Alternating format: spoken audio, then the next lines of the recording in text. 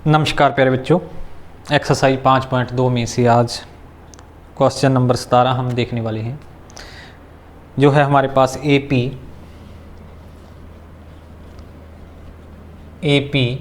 3, 8, 13 और इसी प्रकार से 253 के अंतिम पद से 20वां पद ज्ञात करो। जो यह श्रेणी है इसके अंतिम पद से 20वां पद ज्ञात करो। जो अंतिम पद है उसमें से 20वां पद ज्ञात करना है। तो हमारे पास यदि देखा जाए तो सबसे पहले इस श्रेणी में क्या दिया हुआ है। हमारे पास श्रेणी थी 3, 8, 13, इसी प्रकार से 253। यदि इसमें ए देखें, हम समांतर श्रेणी में प्रथम पद यदि देखें, AP का प्रथम पद क्या है। प्रथम पद जिसे हम A से डिनोट करते हैं वह कितना है 3, और सारवंतर जिसे हम किससे लिखते हैं D से, वह कितना है 8 - 3 कितना है 5। अब हमें A का ही पता है और D का ही पता है। अंतिम पद से 20वां पद, यदि हम इस AN को अंतिम पद मान लें, AN को क्या मान लें अंतिम पद माना, 253 है जो, वह क्या है AN है, nth टर्म है। इट मीन्स यह टर्म कौन से नंबर पर है।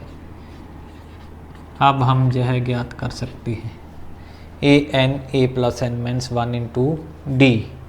A की वैल्यू थी 3 प्लस N मीन्स 1 गुणा में D 5, 200 सॉरी ये 53 था, 253। इट मीन्स N मीन्स 1 गुणा में 5 बराबर है 253 मीन्स 3, N मीन्स 1 बराबर है 250। ये 5 उधर बटे में चला जाएगा, इम्प्लाइज दैट N मीन्स 1 है जो, वह क्या है 50 के इक्वल है, और N बराबर क्या है 50 + 1 कितना है 51। 1 2 3 कितनी टर्म्स हैं उसमें 51 टर्म्स टोटल हैं उस AP में। अब हमने अंतिम पद से 20वां पद ज्ञात करना है। अंतिम पद से 20वां पद, अब अंतिम पद से 20वां पद होगा, अंतिम पद से 20वां पद अब कौन सा होगा। अंतिम पद टोटल कितनी है 51, उसमें से हम क्या करेंगे 20 कम कर देंगे और एक क्या करेंगे ऐड कर देंगे। एक ऐड हम क्यों करेंगे, ये आ गया हमारे पास 32। अब एक ऐड क्यों करेंगे, एक छोटा सा एग्जांपल लेता हूँ मैं, जहाँ पर यदि हमारे पास मान लीजिए 5 हैं, इसमें मैं आपसे कहूँ कि अंतिम पद से तीसरा पद, तो आप कहेंगे कि अंतिम पद 5 में से अंतिम पद से तीसरा पद दूसरा पद होगा।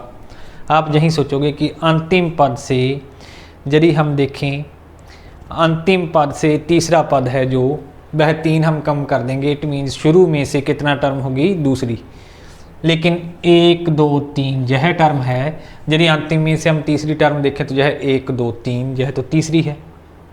इट मीन्स क्या है एक ऐड हो जाता है क्योंकि इसको हम दोनों और ऐड कर रहे हैं। तो इट मीन्स यह कितनी टर्म होगी 31 + 1 32वीं टर्म ज्ञात करनी है। अब अंतिम पद से 20वां पद क्या आ गया 32वां पद, प्रारंभ में से समांतर श्रेणी के प्रारंभ से 32वां पद। अब A32 क्या होगा A + 31D, क्योंकि A + N मीन्स 1 गुना में D है, हमें पता है यह। तो A का मान कितना है, A है हमारे पास 3 + 31 गुणा में 5, ये आ गया 3 + 5 और 5 थी 15, 155 + 3 158। तो अंतिम पद से 20वां पद होगा जो, वह प्रारंभ से 32वां पद होगा समांतर श्रेणी के प्रारंभ से, और वह कितना होगा 158।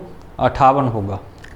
इससे अगला क्वेश्चन है हमारे पास, किसी एपी के चौथे और 8वें पद का योग 24 है, छठे और 10वें पद का योग 44 है, इस एपी के प्रथम 3 पद ज्ञात कीजिए। क्वेश्चन नंबर 18 है जो है हमारे पास। तो इसे हम कैसे करेंगे, यदि सॉल्यूशन में देखें तो हम लिखेंगे माना एपी का प्रथम पद, एपी का प्रथम पद यह क्या होगा ए, और सारवंतर माना सारवंतर हमने क्या मान लिया डी। प्रश्नानुसार अब प्रश्नानुसार क्या है, प्रश्नानुसार है हमारे पास चौथे और 8वें पदों का योग, चौथे और 8वें पद का जो योग है वह कितना है 24 है।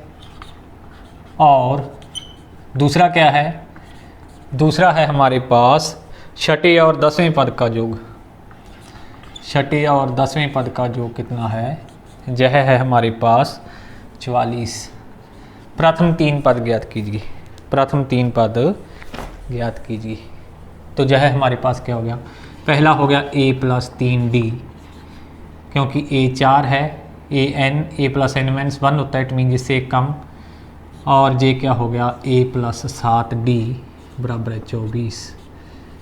और दूसरी और यही क्या हो गया हमारे पास a + 5d, जो दूसरी कंडीशन थी a + 9d बराबर 44। अब इसे यदि सॉल्व करें 2a + 10d बराबर है 24, इट मीन a + 5d बराबर है 12। यह एक आ गया हमारे पास, और j क्या आ गया 2a + 14d बराबर है 44, इट मीन a + 7d बराबर है 22। जे क्या आ गया सेकंड नंबर आ गया हमारे पास। अब 2 में से 1 करने पर a + 7d बराबर 22 है हमारे पास। इसमें से यदि हम a + 5d बराबर 12 कम कर दें तो हमारे पास क्या आ जाएगा, ये सारे साइन चेंज हो जाएंगे। प्लस का था मेंस और ये पॉजिटिव था नेगेटिव, ये कैंसल। 2d बराबर है 10 और d बराबर है 10/2, कितना आ गया 5। अब d का मान 1 में रखने पर समीकरण 1 से यदि 1 में हम देखें तो क्या है a + 5d बराबर है 12 है, इसलिए a + 5 गुना में 5 बराबर है 12 है। क्यों लिख दिया, क्योंकि d बराबर कितना मिल चुका है 5। इट मीन्स a बराबर है 12 - 25 और कितना आ गया a - 13, a - 13 d बराबर 5। तो समांतर श्रेणी क्या होगी, तो AP होगी a + d a + 2d। पहले 3 पद ज्ञात करने थे हमने, यह होंगे हमारे पास। a की वैल्यू कितनी है -13, -13 + 5, -13 + 2 गुना में 5। इट मीन्स यह क्या हो जाएंगे -13 -8 और -3। जो पहले 3 पद हैं वह क्या होंगे -13 -8 और -3। इसे हम इस प्रकार से कर सकते हैं। 19वां क्वेश्चन है, सुब्बाराम ने 1995 में 5000 रुपये मासिक वेतन पर कार्य प्रारंभ किया। प्रत्येक वर्ष 200 रुपये का वेतन वृद्धि हुई, 200 रुपये प्रत्येक वर्ष बढ़ते गए। किस वर्ष में उसका वेतन 7000 रुपये हो जाएगा। यह एक समांतर श्रेणी है क्योंकि बढ़ोतरी हर बार कितनी है, प्रत्येक वर्ष के बाद 200 रुपये है। इट मीन डी कितना है 200, और प्रारंभ में मासिक वेतन कितना था 5000 था। इट मीन हमारे पास क्या है, जो प्रथम पद ए है वह कितना है 5000, और अंत में उसका वेतन कितने वर्ष बाद वह बढ़ता हुआ कितना हो गया 7000 रुपये हो गया। इट मीन यह इस प्रकार की श्रेणी है कि प्रारंभ में कितना था 5000 था, प्रत्येक वर्ष 200 बढ़ता गया। इट मीन यहाँ पर कितना हो गया 5200, फिर 5400 और फिर कब जो है कितना हो जाएगा 7,000। यह है प्रश्न है हमारे पास, कब जो है 7,000 रुपये हो जाएगा। तो इसे हम कैसे करेंगे सॉल्यूशन में, सॉल्यूशन में हम लिखेंगे सुब्बाराम का मासिक वेतन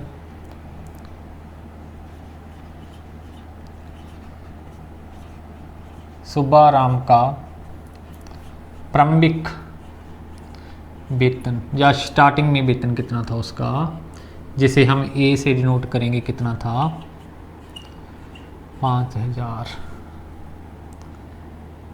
सार्ववृद्धि, सार्ववृद्धि मीन्स हर वर्ष कितनी वृद्धि होती रही, इसे हमने डी से डिनोट कर दिया, यह कितनी है 200 रुपये। 7,000 रुपये कब हो जाएगा, और ए एन कितना दिया है 7,000। It means A plus N minus 1 गुणा में डी बराबर है एन माइनस 1 गुणा में डी बराबर है 7,000। तो ए से एन की वैल्यू निकालनी है, पहले दूसरे तीसरे, कब कितने वर्ष के बाद। तो ए हमारे पास क्या था 5,000 प्लस एन माइनस 1 गुणा में डी 200 बराबर क्या है 7,000। इट मीन्स एन माइनस 1 गुणा में 200 बराबर है 7,000 माइनस 5,000। इसे हम लिख सकते हैं एन माइनस 1 गुणा में 200 बराबर है 2,000 और एन माइनस 1 बराबर है 2,000 बटे में 200। इट मीन्स 10 और n बराबर है 10 प्लस 1 11। आंसर क्या है 11 वर्ष। इट मीन्स 11 वर्ष बाद उसका वेतन कितना हो जाएगा 7,000 रुपये हो जाएगा। अगला क्वेश्चन है रामकली ने किसी वर्ष के प्रथम सप्ताह में 5 रुपये की बचत की, यानी कि प्रारंभिक बचत ए क्या है 5 रुपये है, फिर अपनी साप्ताहिक बचत 1.7 रुपये बढ़ाती गई, एक निश्चित वृद्धि करती गई 1.75 रुपये की। यदि 9वें सप्ताह के बाद उसकी बचत 20.75 हो जाती है 20.75 हो जाती है तो n ज्ञात कीजिए। तो क्या है रामकली की प्रारंभिक बचत, रामकली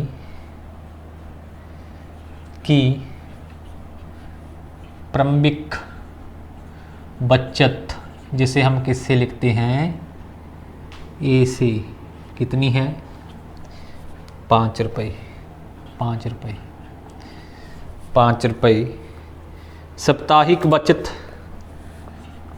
साप्ताहिक सार्व बचत, सार्व बचत क्यों लिखा है क्योंकि हर वर्ष एक जैसी बचत करती है, वह 1.75 रुपये।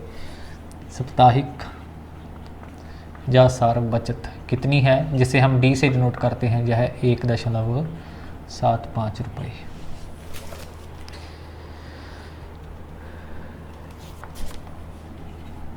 nवें सप्ताह बाद बचत,